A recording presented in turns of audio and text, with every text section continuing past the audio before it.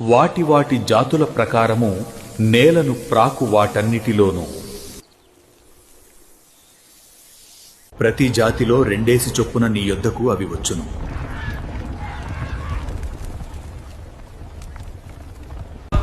మరియు తినుటకు నానా విధములైన ఆహార పదార్థములను కూర్చుకొని నీ దగ్గర ఉంచుకొనుము.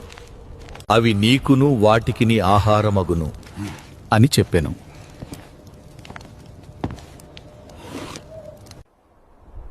నోవహు అట్లు చేసెను. దేవుడు అతనికాజ్ఞాపించిన ప్రకారము యావత్తూ చేసెను.